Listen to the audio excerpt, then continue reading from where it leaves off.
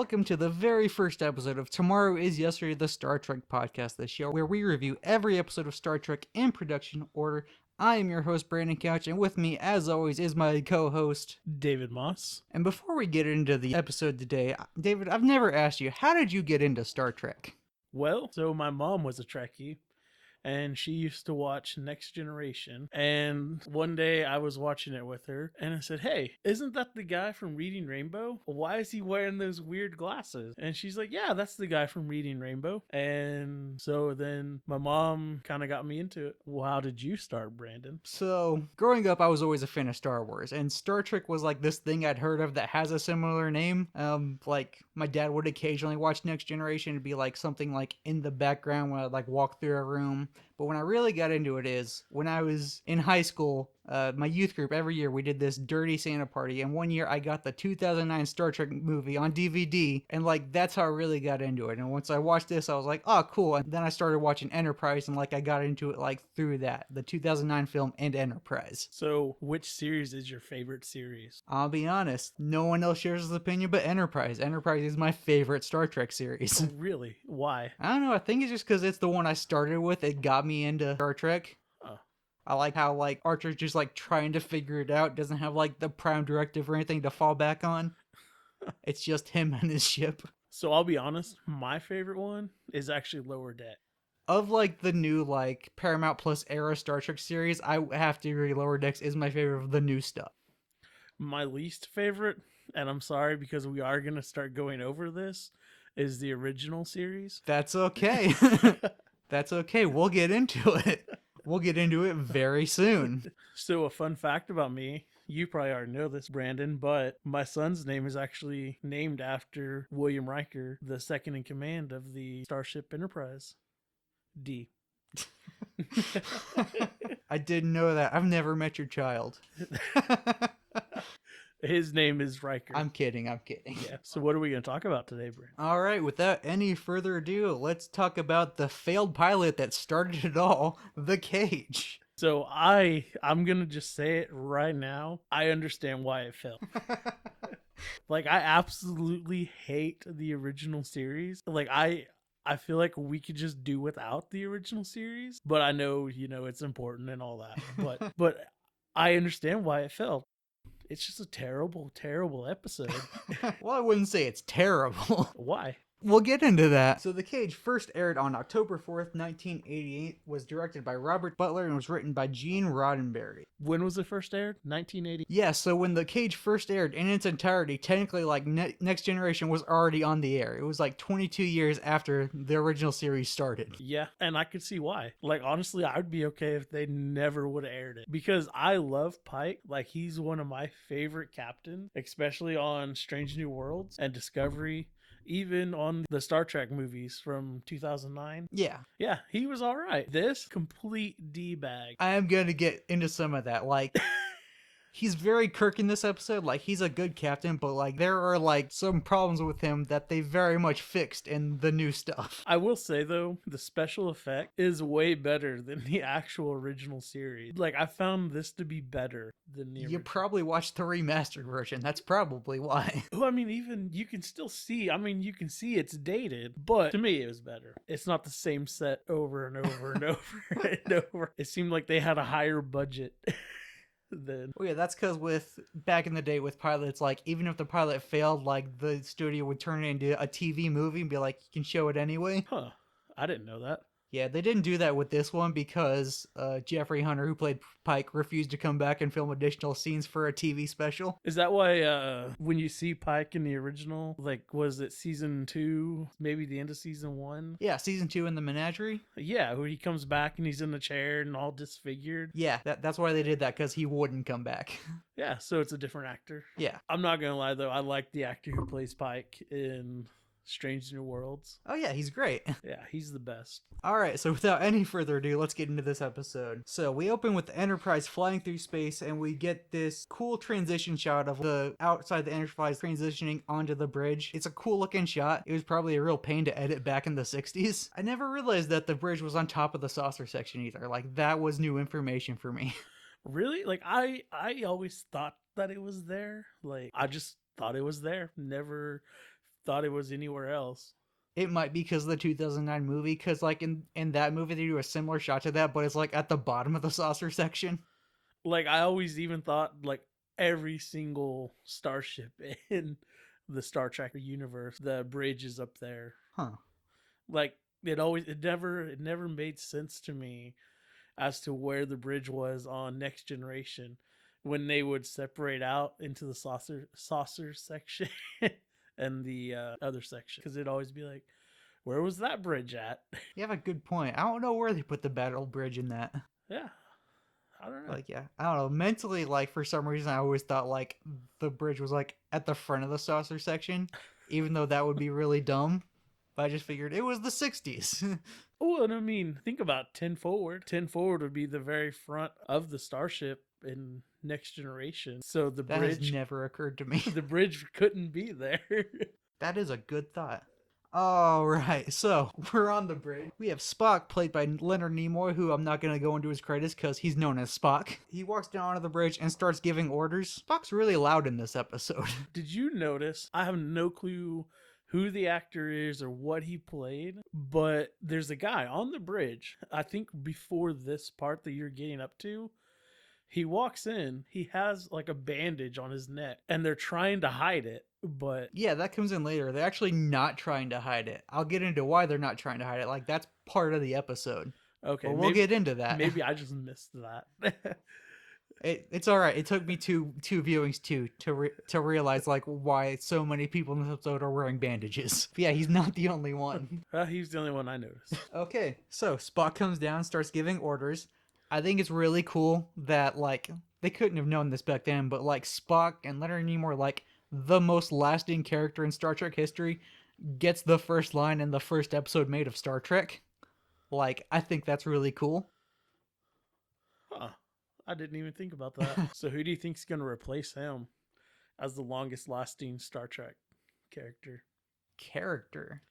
or actor? Well, right now, I think it's Michael Dorn. Michael Dorn? Yeah, I'm pretty sure Michael Dorn at this point has made more episodes of Star Trek than Nimoy ever did. I don't know. Brent Spiner. He's in there a lot too.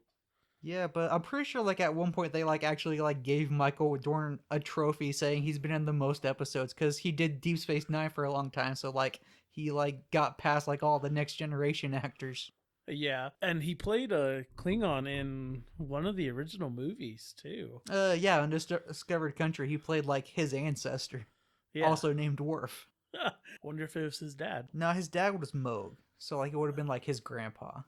Okay. All right, so we got Spock giving orders because there's this weird shimmer across their view screen. At first, they think it might be broken, which I think is funny, but they quickly rule that out. There's definitely something out there. Our navigator, Jose Tyler, played by Peter Drea, who's probably best known for this episode of Star Trek, which is kind of sad, but he's also known for the 1967 film Catalina Caper, thinks that it could be, quote, meteoroids that are flying by. But number one, played by Majel Barrett, also a very long-lasting actress in the Star Trek universe, shoots that theory down real quick. She basically says there's something else out there. Then we get alarms that start going off, and whatever this thing, it's on a collision course for the ship at light speed. Our ship systems aren't deflecting it, and while all this is going on, what I realize in my second viewing is our captain hasn't said a word yet. Right. I mean, it seems like he never actually talked. To me, it seemed like, because I'm going to jump ahead a little bit into this episode, it seems like all he wants to do is either make love to someone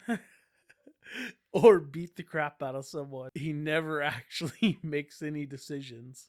See, that actually gets into why Leonard Nimoy is playing Spock so differently in this episode. Like, since Pike in this episode was, like, so, like, quiet and reserved, like, Leonard Nimoy played Spock with, like, louder, with more energy. When you have Shatner playing Kirk, though, Shatner has, like, so much energy in that role, like, Spock gets to be, like, the quiet, reserved one.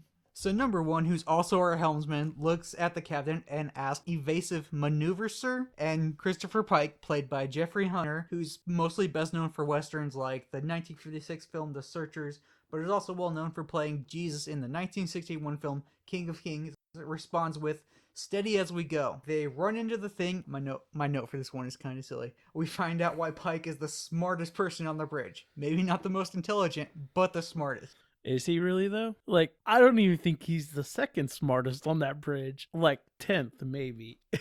Really, really. Yeah, You think our captain's dumb? yeah, I think so. I think he's very sexist too. I agree with you. Like the whole "I'm not used to women being on the bridge." When there's multiple women on the bridge as he says that. And isn't number one like the second in command? Yeah. Like, I mean, she's been there for a while at least. I mean, you're right. I 100% agree with you. I'm glad they very much fixed this when we got to Strange New Worlds. Like, that show's full of women Yeah, on the bridge. yeah, that aren't human. Most of them are human. Human, which I don't know what they're actually supposed to be doing. Oh, yeomans? Yeomans, yeah, there we go. Basically like the captain's secretary. So stupid. You're not going to like the original series. Oh, I've seen it. I hate it. And the fact that they use paper really bothers me. I think they only like use paper in this episode. I don't think like Maybe. they're using paper in the rest of the original series. Maybe. Yeah, because in the rest of the original series, they're using like giant clipboard things that might be computerized, might not. It's hard to tell. You know, I think one of my old coworkers used to carry one of those around. It held paper, but All right. So we cut to our communications officer, Garrison, played by Adam Rourke, who's best known for films like El Dorado and The Dirty Mary Crazy Larry, who tells us that we ran into a radio wave and that's a really old distress signal. And Pike explains that they were intentionally set to cause interference and attract attention. So this is why I was saying that I think Pike is smart, because I think Pike knew what it was the whole time. That's why he stayed quiet, to figure out that like it was a distress signal that they were running into and no one else realized. okay, here's my issue. What is going on? Why would they think a distress signal is a meteor or multiple meteors? Well, no, like there were multiple meters flying across the view screen at that point. Okay, so I crossed, like, my mind went blank, I guess, apparently, because at one point I thought, hey, our ship is being shooken and hit by meteors. Oh, never mind. It's just an SOS or radio transmission. But I probably blanked right there. Okay, we find out that the distress signal is from a ship that had to make a forced landing and that landed in the Talos star group. Number 1 notes that there aren't any Earth colonies that far out, and Spock identifies that the signal is from the SS Columbia, a ship that disappeared 18 years ago. According to Tyler, it would take a radio signal about 18 years to make it that far, and Spock educates us on the Talos system. It's never been explored. It has a solar system similar to Earth's. At this point, I'd say, how do we know it has a solar system similar to Earth's if it's never been explored? Yeah, there's a lot of stuff that was contradicting there. I feel like Talos, the Rigel system are all very prominent in Star Trek. Like, I feel like those are always mentioned. I'm like, do you have any other names? You might be right. I've never noticed that before, but you're probably right about that. I mean, they always put a different number on the planet, like Talos 4, Talos 7, Rigel 2, Rigel 12. What are we, Sol 3? We would be Sol 3, wouldn't we? Yeah. Alright, so where were we? It's never been explored. Alright, it has 11 planets, and the 4th planet is Class M, which means that it has an oxygen atmosphere. Hey, we breathe oxygen. Yes, we do. I don't know if you know that. I did know that. And Class M will be like a staple of Star Trek. Yep. All the planets. Class M here, Class M there. Occasionally they say Class L. Class Y sometimes. I think isn't Class Y do not go there? Yeah, Class Y is like Demon Planet. Yeah. Class L is like you can go there for like a split second. Actually, don't think I well, I probably heard it because I've seen all of Star Trek, but don't remember Class L. I think that was the episode where they went Riker, Data, and Worf went to the planet and they found the casino. Oh, right. Yeah. That was a weird episode. It was a good episode though. It was it very much felt like a throwback to the original series. Way better than this episode of the original series. I don't know about that. We'll get into it. I might think that by the time we get there in this podcast. In 5 years. Oh, man. It probably won't take that long. All right. Number 1 thinks that there could be survivors. Pike's being a pessimist and thinks they probably didn't survive the crash. Spock's surprised that they're not going there to check and be sure. Clearly, they haven't decided that Spock doesn't have emotions yet at this point. Yeah, Spock has a lot of emotions in this episode. Yeah. Like strong emotions too. Yeah, I think that's because at this point they were writing number one to be the logical, like one who doesn't show many emotions, and they hadn't written Spock that way yet. Yeah. And Pike decides that since there's no indication of survivors, that they're going to maintain their present course to the Vega colony to take care of their sick and injured. He gives number one the helm and exits the bridge. Once he exits the bridge, I have a comment on that.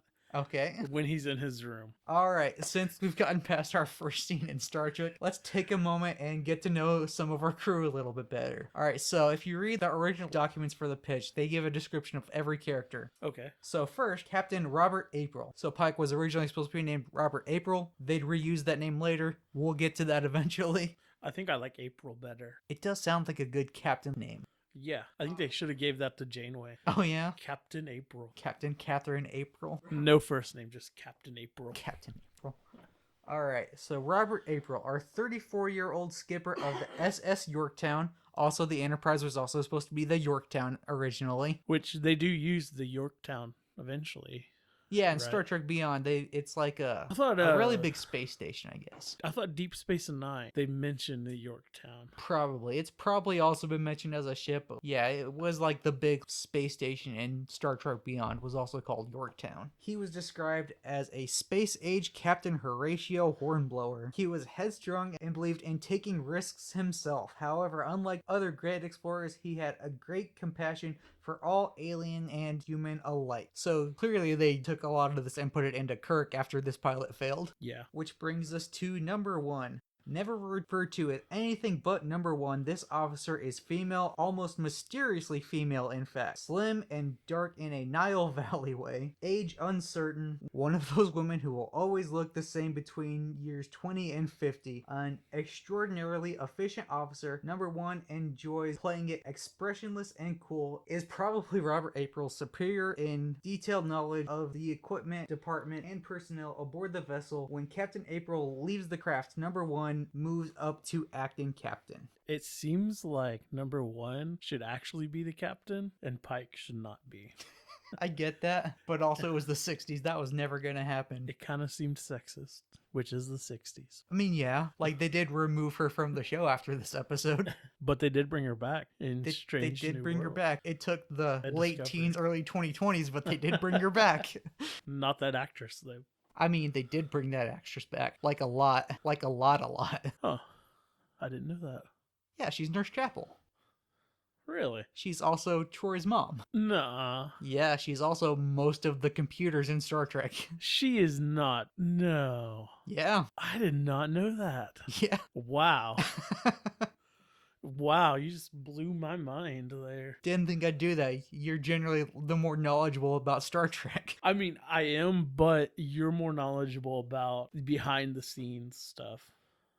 You know, I get what you're saying. because I could care less what an actor's name is or who it is. Yeah, I had to look most of this up for this episode because, like, we're making a podcast. We should probably know who people are. Yeah, definitely. All right, that brings us to Spock. The first lieutenant, the captain's right-hand man, the working level commander of all the ship's functions, ranging from manning the bridge to supervising the lowest scrub detail. His name is Mr. Spock, and the first view of him can be almost frightening. A face so heavily lidded and satanic you might almost expect him to have a forked tail. Probably half Martian, he has a highly reddish complexion and semi-pointed ears, but strangely Mr. Spock's quiet temperament is in dramatic contrast to his satanic look. Of all the crew aboard, he is the nearest to Captain April's equal, physically, emotionally, and as a commander of men, his primary weakness is an almost cat-like curiosity over anything the slightest alien. So the person who wrote this description obviously does not know what a Klingon is, because I feel like they would, I don't know what they'd even put for a Klingon. Like the devil created him himself. I don't know. I mean, like, he has, like, the pointed ears. Like, back then, like, that's, like, what the devil would look like. Yeah. I mean, to me, he's the only one that's different because he's not handsome, good looking, blonde haired like the rest of them. You think Leonard Nimoy's not good looking? I mean, I didn't say that. You kind of said that. Okay, not with the chiseled chin and the, you know how Pike looks in this episode. and Yeah, like half the bridge crew. he looks like the star of any Western at the time. Yeah, I mean, how could they even tell the difference between actors back then? No wonder Leonard Nimoy was famous. Because he's the only one who made it to the actual show. Yeah. All right, which brings us to our helmsman, Jose Ortegas. It's not what his name actually ended up being, but I just bring that up because they later used that name for Eric Ortegas in Strange New World, and I think that's cool. I was gonna say, isn't Ortegas a familiar name? Yeah. Okay, so Pike walks through a cool-looking hallway past a couple dressed in normal people clothes and into his quarters. Anything to say about the cool-looking hallway? No, I have nothing to say about the cool looking hallway, but when he enters his room and the way he goes in there, I didn't know what was gonna happen. I thought we were watching like an R-rated show or something.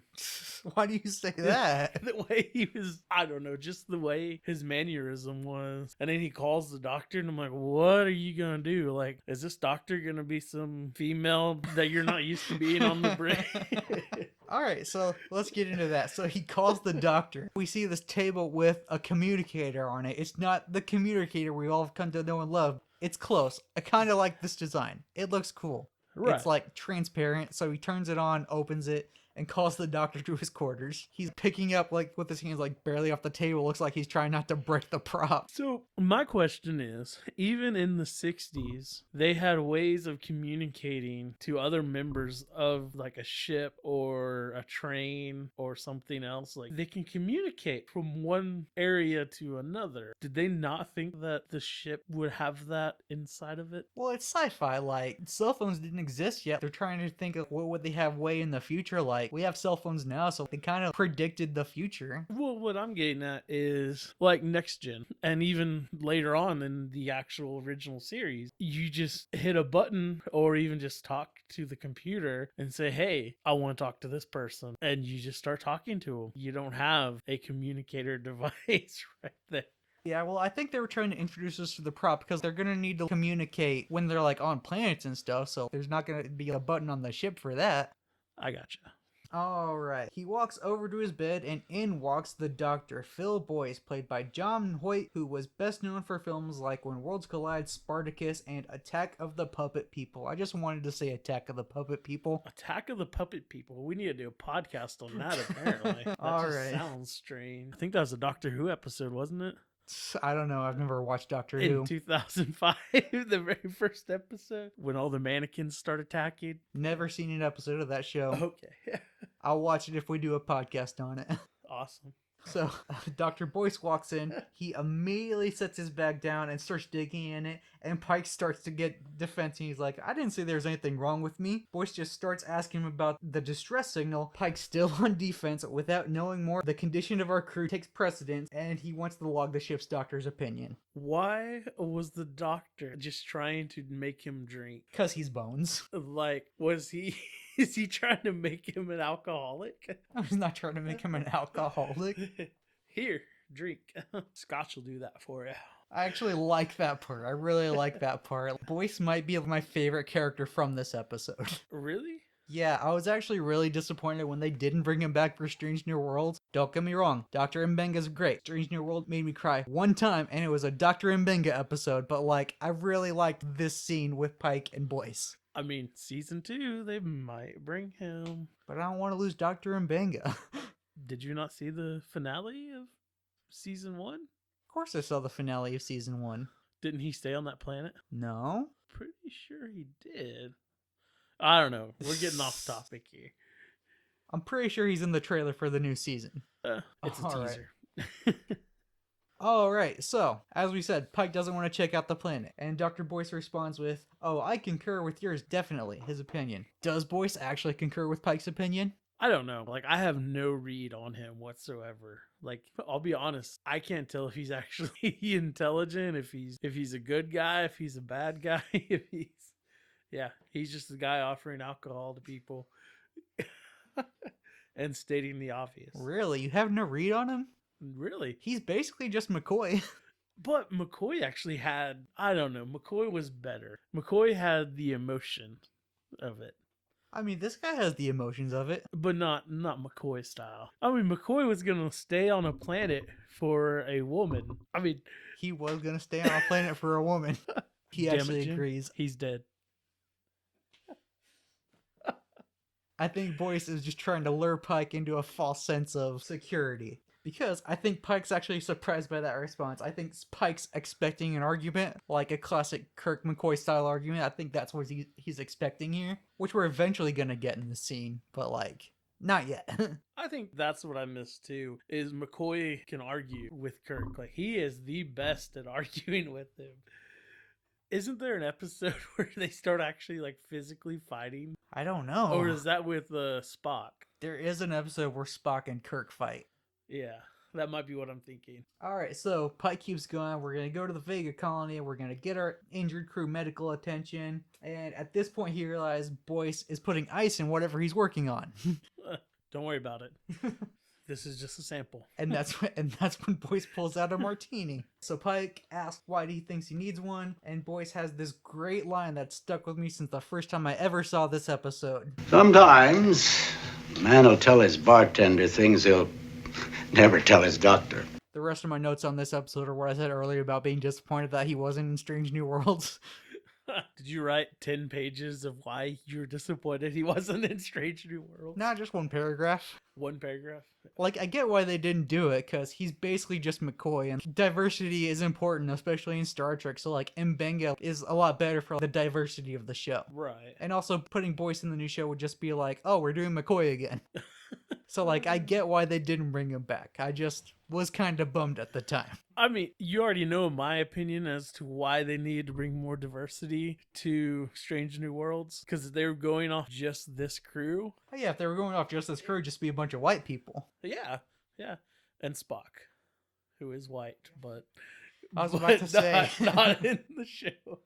I mean, he is. There Yeah. are black Vulcans. yeah, But yeah, Strange New Worlds is great. Go watch that. I will. Alright, so the rest of the scene, we're gonna have like some serious foreshadowing. The rest of the scene is just gonna be like, we're gonna see this, we're gonna see this, we're gonna see this. So let's get into it. So at this point, Boyce asks Chris what's on his mind. He asks if it's what happened on Rigel 7, and Pike's like, yeah, 3 members of my crew died. My yeoman died. Another 7 were injured. And Boyce tries to be like, well, you couldn't have prevented that. And Pike's like, I should have. I saw swords, I saw armor, I should have known something was up. That I got trapped in this fortress. Like, I'll be honest, the first time I watched the original series, I skipped over this episode after the first 20 minutes of it. And I'll be honest, this time I'm watching it, I wasn't fully paying attention. I was zoning in and out. Oh, yeah. So I'm going to have very high opinions on some parts. On some parts, I'm just not going to have, like, I'm not going to give a very good opinion. Okay. Alright, and then McCoy says to Kirk, oh, I'm sorry, Boyce says to Pike that Pike's standards are too high for anyone to possibly meet, that he treats everyone else on the crew like a human except himself. He even treats the Vulcan like a human. Do they even say if I don't think they Spock use is the a word Vulcan? Vulcan in this episode. I think so far Spock's just an alien. Do they even say that he's an alien? He's not just some mutated human? Well, I don't think they like point it out, but like he's obviously an alien. He's just a deformed guy. That's messed up. And Pike's like, yeah, I'm tired. Foreshadowing about the deformity. I mean, it's not because Spock doesn't get deformed. Spock doesn't. Alright, so yeah, Pike cuts him off. He's like, yeah, I'm tired. I'm tired of being responsible for the crew. I'm tired of deciding what mission's risky, which one's not, who goes on what away mission, who dies, who lives. He's really feeling the death of like these 3 people on his crew. Yeah, but he's a captain. Like, how long has he been a captain since now? Like, has he been... Clearly he's been a captain for a while because he's sick of it. Like, he should be used to it. I mean, how many crew members died under Kirk? How many died under Picard? How many died under Janeway? A lot. The answer is a lot. I mean, freaking Archer, how many did he have die? Like half of his crew at one point? Was it? I don't know. You know, Janeway, her very first mission in her new ship. Oh yeah, like everyone died and she had to get a bunch of terrorists to replace half her crew. Yeah. That was a rough first mission. Yeah, stranded for 70 years. Well, it was 7, not 70. 70. Because remember, they were gonna, like, eventually they were gonna have babies and stuff on there. But yeah, but they made it home in 7. Oh, yeah, they did make it home, but... Okay, we're talking Could have been about 70. Voyager. Not.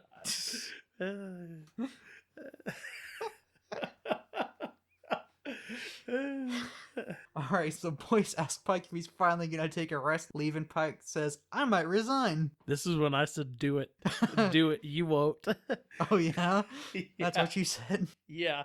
So Boyce calls Pike out on it. He's like, and do what? This is where we get to the part of Pike I don't like. He suggests, like, that he might go into the slave trade with the Orions. Not a great look that your captain wants to trade slaves. Yeah, that's what really bothered me about that. He has an all-white crew, and he wants to be a slave trader. Yeah, not great. Mm, Boyce doesn't look too hot there either because he calls them animal women, yeah. which that's just racist. I get that it's the 60s, but... And they're green. Still. Justice for the Orions. I mean, the Orions eventually get justice. They do. They do. Takes them forever and a day. Yeah. And before suggesting that he become a slave trader, he said, I'll go home to my 2 horses. That's what he should Ride do. around, take picnics. And that's when Boyce teases him, and then he goes into the like, I could be a slave trader, and Boyce calls him out, and he's like, I'm just saying, there's a lot of possibilities in the galaxy. And that's when Boyce gets into the lesson of the episode. A man either lives life as it happens to him, meets it head on and licks it, or he turns his back on it and starts to wither away. Or in other words, Commanding a starship is your first best destiny. Anything else is a waste of material. Wrath of Khan reference. More like Wrath the Khan stole this. It's basically the same lesson. Yeah. You know, oh man, should I rip off that Band-Aid now? Go for it. I don't really care for Wrath of Khan. Oh, we're gonna have conversations about this. Yeah. It's not my favorite original series movie, which I know is heresy for most fans. It is a good film. Honestly, my favorite original series movie is Undiscovered Country. I like the one with the whales. Voyage Home. Yeah, that's what it is. That's your favorite? Yeah. Oh, we're gonna have conversations when we get to these movies. No, that's the original ones. I like Next Gen. I like them all. Can't choose a favorite. I can't choose a favorite of Next Gen ones. That surprises me, because like half of them are garbage. One is decent, one is good. I mean, they're all good to me. I appreciate that. This is going to be an interesting podcast. Oh yeah, it is. We haven't even gotten to Talos yet. We're still on the ship. Yeah. It's going to be interesting after this scene, because that's where my notes end. Oh, we can just discuss it then. Alright, so then after a moment we hear the classic Star Trek whistle sound, and Pike clicks on this little screen and we see Spock's face, and he tells us that there's a message from the crash survivors on Talos. So they do have a communication system They do. that didn't exist like 30 seconds ago. FaceTime. We transition to the bridge where we see a very slow printer with a sci-fi sound effect on it. Garrison picks out the paper and tells us that there are 11 survivors, the oxygen is good, food and water is good, and the message ends with the words, but unless, and then the message breaks off there. By the way, in the scene where Garrison is reading this message to Pike, there's a woman sitting right between the two of them. Just want to point that out, because that'll come back in a minute. Was he back on the bridge now? Yeah, we're back on the bridge now. Huh. It's odd. Why is that odd? I just the fact that he's like, oh, I'm not used to women, and then Oh, well, we haven't got to that part yet. But I'm just pointing out there's like more women on the bridge when he says that than number one. Pike goes to his chair and broadcasts to the whole ship that they're going to the Talos Star Group at Time Warp Factor 7. Time Warp, which will mean a very different thing in the future of Star Trek, but... at the end of the episode, like the very end, they don't even call it time warp. I don't know if you caught that. They call it light speed. Oh, do they? And I was like, Star Wars. I mean, technically this came first. Yeah. Alright, and then Pike says engage, so Picard didn't make that up. Yeah, I noticed that too. Then it gets weird. So the picture goes kind of transparent, so we see the crew on the bridge, and we see stars going by at the same time, with the original series theme just like playing in the background like it's the music, and we see stars flying by and the ship all at the same time, and it's kind of odd. My favorite part is when Pike goes over to Jose Tyler's console and looks over his shoulder, and he just like holds up a 7 with his fingers, because they're going out warp factor 7. I didn't even notice that. At this point, this is when I noticed that his hand is bandaged, so the bandages on the crew members is like intentional. I think this is where I kind of started to lose interest. Oh yeah. And then, like, I think once they got back on the planet, that's when I started to gain it. Yeah. So like as you were saying earlier with the guy with the bandage on his neck, they were all bandaged purposely to just be like they were at that planet where Pike got trapped in the castle and had to fight the dude. They were all on that mission. Right. It makes sense. All right, so we transition to a couple shots of the outside of the Enterprise flying through space. They look really good for I gotta say, 60s effects. this looks way better than any shots of the Enterprise traveling outside in space on the original series. Like, this is by far better. I don't know about that. They probably reused a lot of the same shots. It's probably exactly the same. Oh, I don't know. Actually, now that I think about it, I don't think so. I think they actually built a different model for the rest of the series. I think this is like a different Enterprise model that they used. So I'm probably wrong about that. And the bridge is on the bottom of the new Enterprise.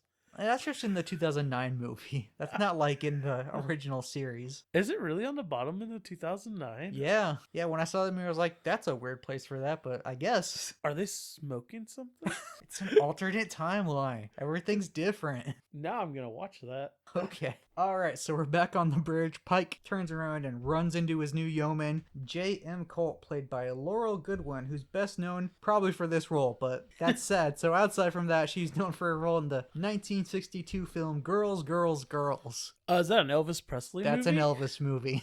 I know. I've seen that movie. I own that movie. Now I have to watch that movie. Yeah, well, there's a Star Trek actress in it. Really? I did not know that.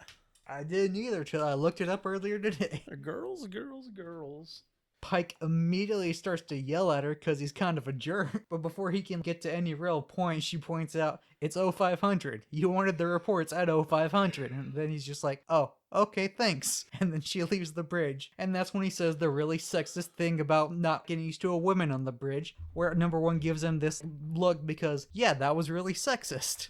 Yeah, I think Pike was just being a douche. Like, I don't know what his deal was. I think his deal might be that the yeoman that she's replacing just died on that mission at Rigel 7, and like he's dealing with that, but also he's a sexist jerk. I think both are true. Was the yeoman a guy originally? Like, Yeah, I figure it was. huh? Oh, and then he says, oh, no offense, number one, like you're different. And then she gives him that look again because that doesn't make it any better. I'll show you different.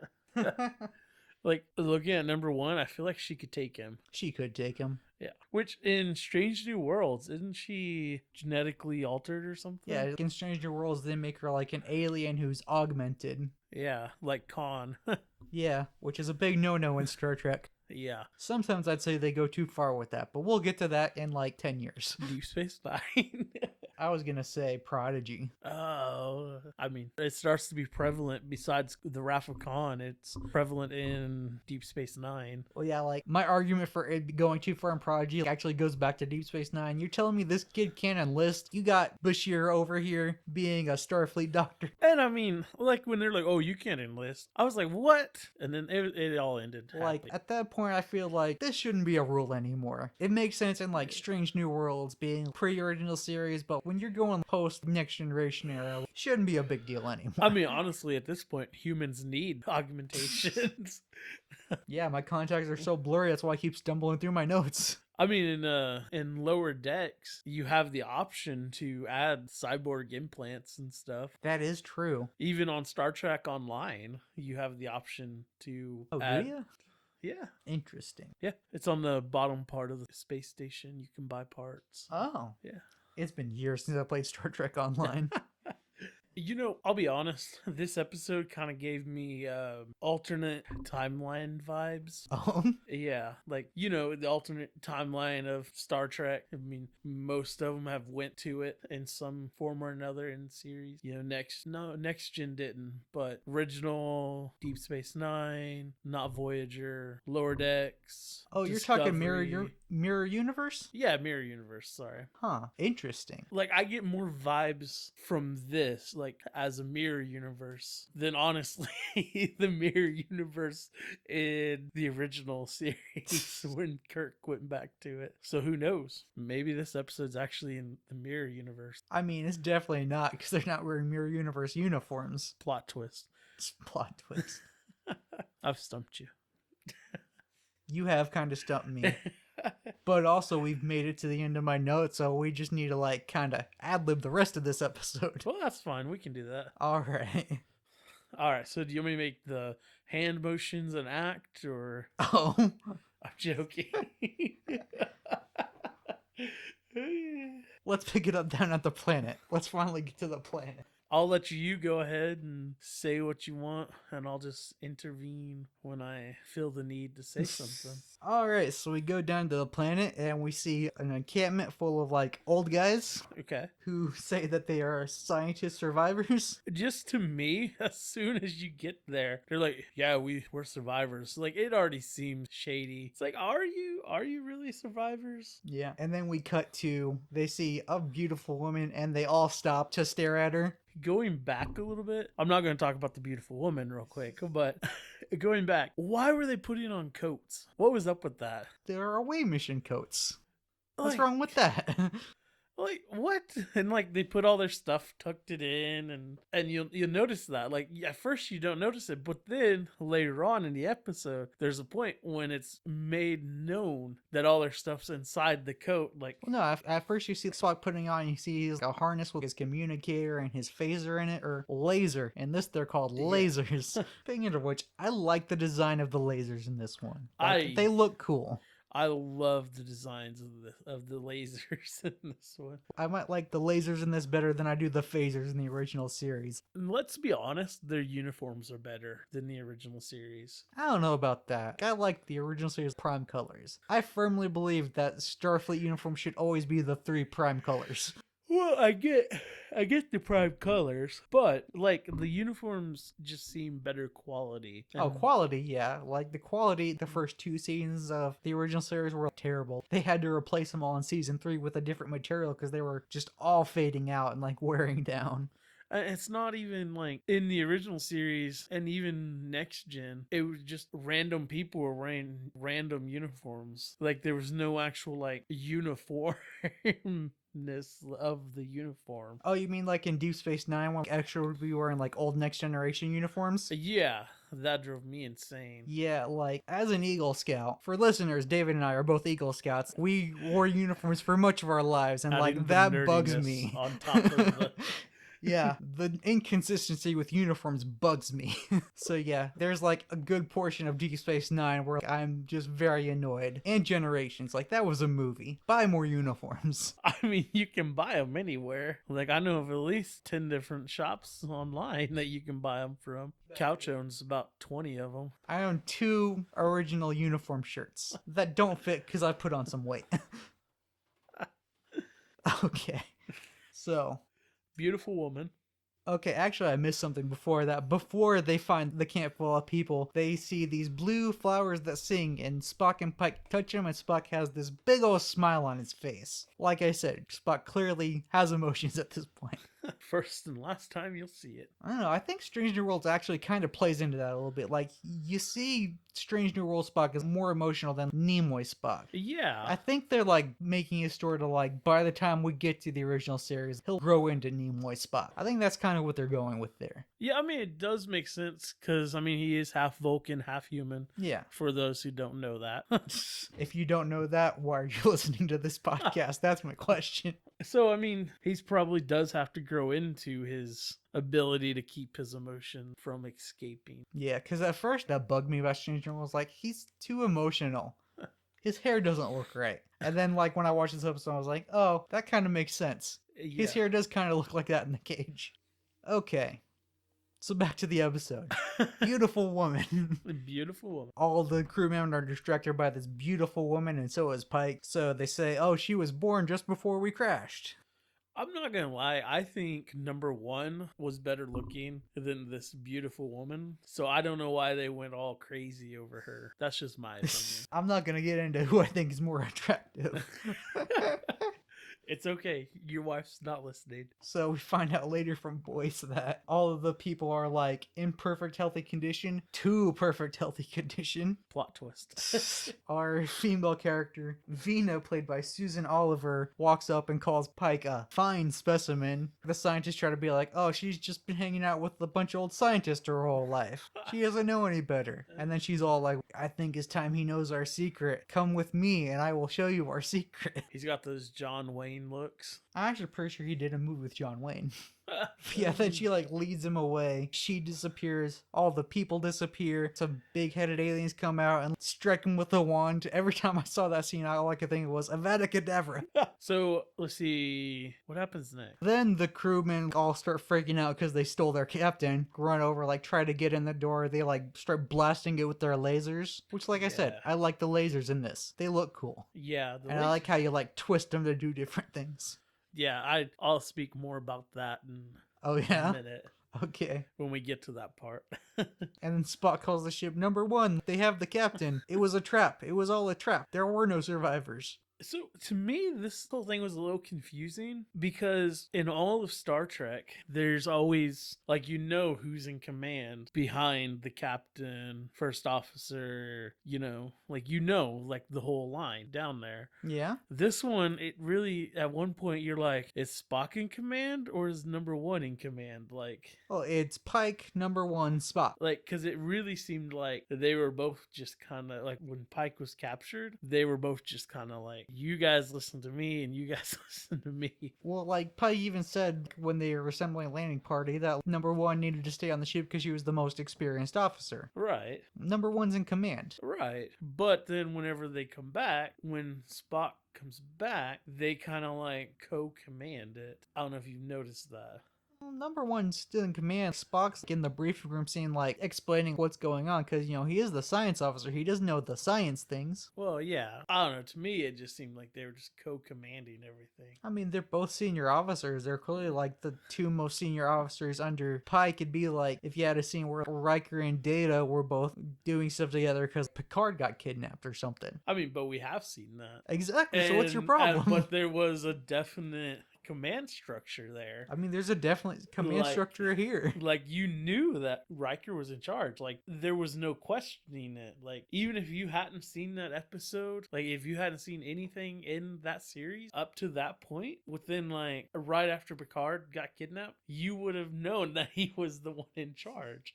Like it was there. Like it was definite. Like I don't know. That's just They need more lines in their uniforms. We don't know who has what rank. yeah. That was a big thing that I noticed. And Yeah, like everyone just has one stripe on their sleeve. yeah, hey, I didn't even notice their sleeves. So What you'll learn through this podcast is I'm very into Starfleet uniforms. and I am not. So that brings us to next. Does it take you to a Pike scene or the ship scene? Probably Pike. Let's just talk about the next Pike scene. Okay. So Pike wakes up in the cage. Dun dun dun. Roll credits. Alright, so he wakes up in this cage, transparent, like he can't get through it. He looks around, he notices that there's a humanoid ape thing. A pterodactyl like thing? Yeah, there was also like a bird-like human thing. The ape thing was actually like a reused costume from the series The Outer Limits. I've never seen that series, but Me that neither. costume looks familiar. Like it's been used before. Plus, did you notice that this is probably like the first and last time in the original series that aliens are not human like? Yeah, you have a point. Like A lot of alternate planets where aliens are just like humans with different outfits. yeah. And I mean even the non-human ones are still just humans. Yeah, just humans. I'm looking at you, Betazoids. Just humans with contacts. Yeah. Alright, so the guy who played in the ape costume and the bird costume is named, Wait, so is one guy played both? yes, probably gonna butcher his name, Janos Prohaska, and he was born on October 10th of 1919, which I only bring up because October 10th is my birthday. I was gonna say, isn't that your birthday? Yeah. Okay, so let's see. Wakes up. Oh, and then the aliens show up. The other aliens that aren't caged. Yeah, the big head aliens. The aliens caging the aliens. Yeah. The Telosians. Telosians. I always liked that name. Telosians. It is a nice name. So they're communicating telepathically. They're basically just observing him like a science experiment. Watch now as he has the fear response. Watch now as he tries to boast about his ship's weaponry. Watch now as he tries to break through the force field. I gotta say, the one thing that I noticed, and this is just weird, it took me a minute to realize he was in a cage because I thought he had just beamed into a hallway, like it gotten put in a hallway. Because that glass was so clear that I couldn't even tell. That was very clear glass. Yeah. There may not have been glass. Yeah. So yeah, interesting thing about the Telosians though, like they were all voiced by men, but like the people in costumes were all women. I could tell. Actually, wait, all but one of them. One of them was a dude. I could tell. I was very confused by that. I think that was the point. Okay. Go on. Why do I have to go on? How about you describe the next scene for us? All right. So I don't know if this is the next scene, but I'm just going to go with it. Go for it. All right, so they are on the plant surface. Number One and Spock are co-commanding this mission to, I have no clue who's commanding the ship, but That's a good point. Who is commanding the ship? they're on the planet with a giant laser, and they're going to shoot the door open. The ship turns on the laser, even though there's control panels on the laser, and it looks like you would control it down there, and I have no clue how the ship would actually control it. Well, like the thing they were saying is they were like routing the Enterprise's power into the laser to try to blast the thing open. Okay, that makes sense, because I was not paying attention. Yeah. I was like, oh, look, a giant laser. But so they were shooting the door with the laser, and it did not open. So they went back up. Well, then they talk about like, you know, with their powers of illusion, for all we know, we could have like blasted that thing open and we just wouldn't see it, which we later find out is exactly what happened. Like they totally wrecked that thing. Yeah, I just couldn't tell. I love how when they're coming up it, the elevator's like shimmying. Yeah. Like you can tell it's made out of cardboard. I miss cardboard sets in Hollywood. I like CGI. I mean, I do too, but there's something just like nostalgic about just cardboard alien sets. I think we need a real life Starfleet museum Oh, with all the ships that you can visit. I mean, they probably have all those ships in the Smithsonian. I mean, they at least got to have like the original Enterprise, right? That's probably the only one. Probably. Like, I went there once. I don't remember anything I saw there. I bought a Spock bobblehead in their gift shop, though. Well, that's probably because there's a mention of Star Trek. Probably. They also had a Yoda statue. I didn't buy that. If you don't know this, people, I have a giant Yoda bobblehead behind me. Okay, technically that's Grogu. Yes, he is correct. Technically, that's Din Grogu. Technically that is Din Grogu now. And fans got mad. I think it's cool. So I almost said Kirk Pike is now he is in the cage still, but Vina? Vina Yes. is with him, and they're going through they're in a picnic setting. Not yet. First they did the battle on Rigel, Oh yeah. The battle on Rigel. where she was all damsel in distress like. Yeah. Which that really messed me up a little bit, because you could obviously tell that Growl was some kind of animal and was not coming from that guy. I mean, it's alien guy. He just had weird teeth. He did have very weird teeth. And every time that sound would be made, the camera was off of that guy. I mean, yeah, that's just how you edit things. Yeah. Let's see. And then they go to a picnic in the Mojave. In the Mojave Desert. In the future, the Mojave Desert is not a desert, but a bunch of parkland where you can ride horses. I think that's a cool thing for a sci-fi show. Yeah, I thought that was cool. Yeah. Like, I was like, oh, that's pretty cool. And I liked the backdrop Yeah. with the buildings and stuff. Like, not the buildings, but like the little town.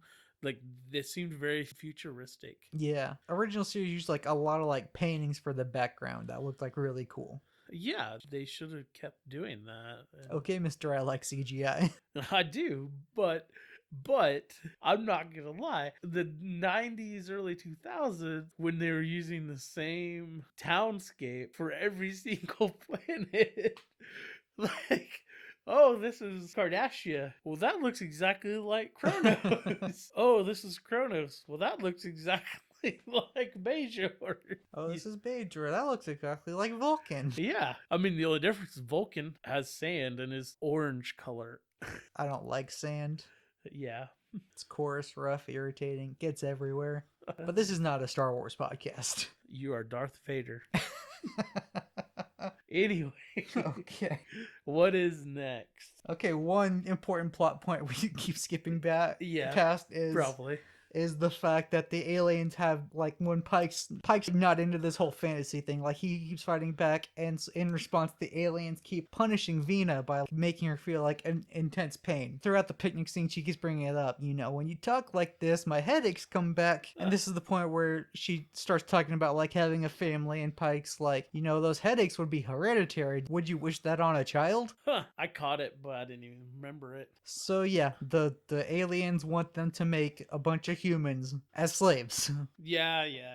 I forget about that. Do they ever actually say slaves? Yes. Pike said slaves. Because remember, he's a slave trader, and he likes slaves. Oh yeah, Pike said slaves, and later in the episode when number one is about to, like, blow them all up with that laser, she says, It's wrong to create a whole race of humans to live as slaves.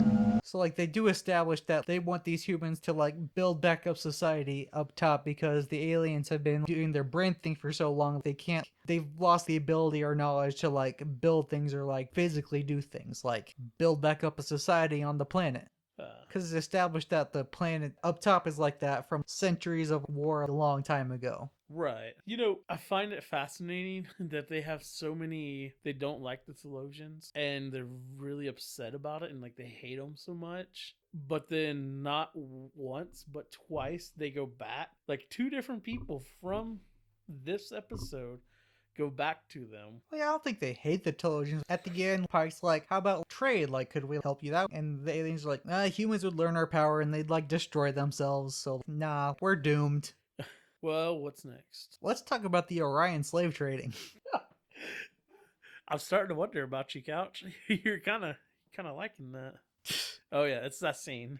Okay, so I actually do have a piece of trivia about the scene. So for the screen test for the green makeup, they had Majel Barrett, who played number one, test it. They would paint her face green and like videotape it, and then they send it back to the editors and they get it back, and every time they got it back, it would just look normal. Like, it'd just be her normal skin color. For 3 days, they kept trying, like, different shades, more makeup, less makeup. Eventually, they went to the editors and they're like, oh, we didn't know she was supposed to be green. We kept color correcting it.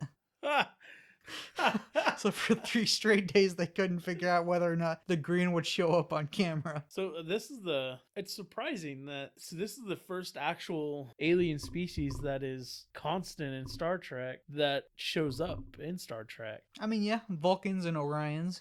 But I mean, Vulcans aren't mentioned yet. Because remember, Spock is just an alien. An alien. Orions are mentioned. Yeah. So they are the first. Yeah, you could say that. So right now, we honestly only know of 2 alien species. Orions and the Telosians. Yeah. That is interesting. Okay, so yeah, in the scene, Vina is an Orion doing a sexy dance. Which is not very sexy, by the way.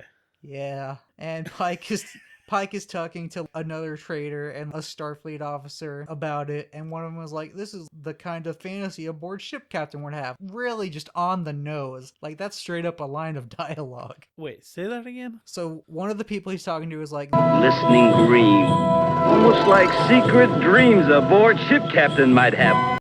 A Borg? Bored. Bored, okay. Yes. I was like, Borg, what? Yeah, the Borg aren't around yet. I was like, We'll get there. We'll get there. which, I'll make a mention of this now. The Theologians, they used a word that only other species that has used it is the Borg, which I found interesting. Did they say resistance is futile? No, assimilate.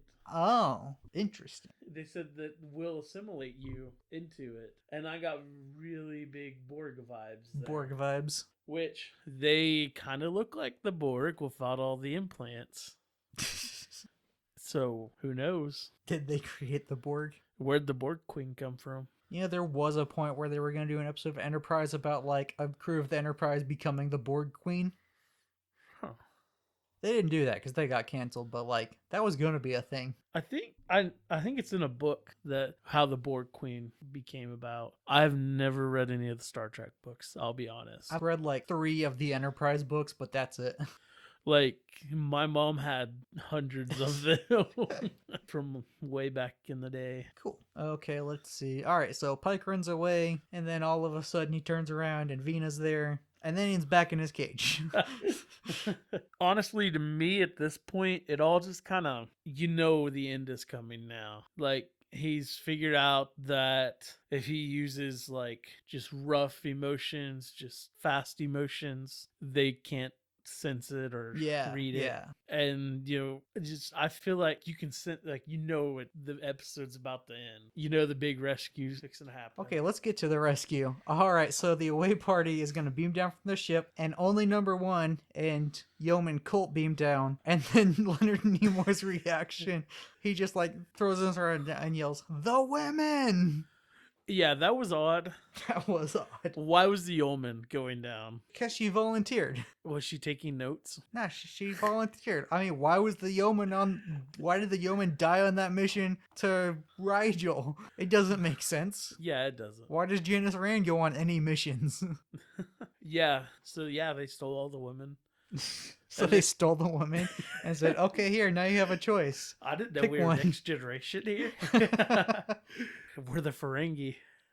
So they're like, pick one. Number 1 is intelligent and emotionless, but like she fantasizes about you, Pike. Then they say that Colt they say something that sounds like really sexist about how feminine she is and like how womanly. And it's like that doesn't feel right. Yeah, nothing about this episode feels right. And then Vena's all like, "No, he has me. Don't give him other choices." Like she's mad about it. So I like how eventually they escape. Yeah, so Pike is using hateful emotion. They're all sleeping. Pike's pretending to be asleep. One of the aliens sneaks in trying to like grab the lasers because they've tricked them into thinking that they've used the illusion powers to make them think that the lasers are empty even though they're fully charged. Pike is able to like grab him and like throws him on the ground, has his hands around his neck. The alien like tries turning into the other aliens to like try to scare him off, but it's not working. So the alien goes back to its natural self, and then Pike picks up the laser, like shoots the glass, and then points it at his hands. It looks like the glass hasn't broken. I think I just blew a hole through it. Want me to try it with your head? And so he brings down the illusion. There's a big hole in the glass. He was saying he was wanting to try the laser on the guy's head, not try his head on the glass. I feel like there needs to be a clarification Okay. there. Okay, so then they get out and they go up the elevator and they realize, oh hey, you guys did blow this up. And then they go up the cardboard elevator. Okay. Actually, before we get to the rest of the ground scene, let's go back to the ship for a minute. So Spock's up on the ship. The aliens have pretty much shut down all the power to the ship, gone through all their historical records. Yeah. Spock's like, oh, they're gonna swat us out of the sky like a fly. We're back on the planet, and like number 1 twists her laser to blow them all up because it's wrong to breed humans to be slaves. And then Pike's like, Vena, go. And then she's like, okay, if you guys think this is so important, I'll blow myself up too because they might try again. And then the other aliens show up and they're like, we have gone through their historical records. They are too violent and dangerous. They don't like being slaves, even when slavery is pleasant. And then they're like, oh, you guys can't serve our purposes. You can all go. And that's when we find out that Vena is actually like very deformed and that the beautiful woman was an illusion by the Telosians. Yeah. I noticed that her shoulder was all funky. Yeah, so she was one of the scientists in the crash, and they rebuilt her, but they'd never seen a human before, so like they had no model to go off of, so everything works, it was just all messed up and deformed. They're like, hey, you have 2 shoulders. I would think one would look like the other one, but we're just going to go with it. Just go with the flow. There's no mistakes, only happy accidents. So this is where I stopped watching. Oh, yeah? Because I think, don't they put out a deal, a beacon saying not to enter? I don't think that's established in this. I think they established that that's a thing in, like, the menagerie? No, they might put out a beacon. Probably. I don't know. We'll know for sure when we get to it again in the menagerie. So they give Vena a Pike illusion to go be happy with. And yeah, they fly off, and that's basically the episode. Back on the ship, Colt asks Pike, who would have been Eve? basically asks, which one of us would you have picked? And then number one's like, Yeoman, you've given your reports, leave. And then Boyce has one of those classic Kirk and McCoy moments like, Eve as in Adam. As in all ship's doctors, a dirty old man. which is very much like an ending Pike and Kirk scene. So yeah, that's the episode. Who would you have picked? Yeah, this isn't that kind of podcast. No? Yeah, we're not going to get into that. Okay. So yeah, what'd you think of this episode? I hated it. I'll be honest, I hated it. I think it should have stayed locked up in a vault somewhere. I mean, I hated this episode, but I will give it that it did lead to very good episodes in Discovery, and it led to Strange New Worlds. It led to Pike being in all the Star Trek movies, the newer ones, not the original series or the next gen. Just this, what was it, like hour and a half?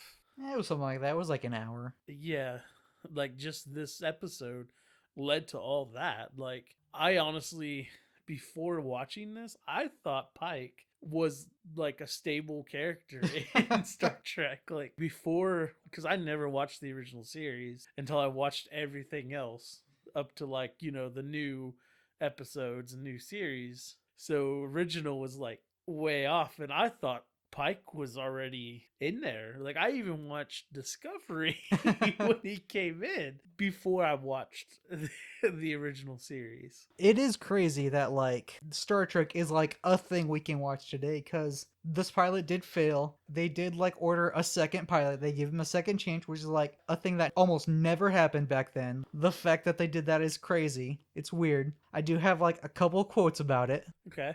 Okay, the first one is from Laurel Goodwin, who played Yeoman J.M. Colt. She said, "The whole gang of us knew the show was going to go along wonderfully well. We were all so involved with our characters, there was no doubt in my mind that this would be a successful show if they could just get good stories."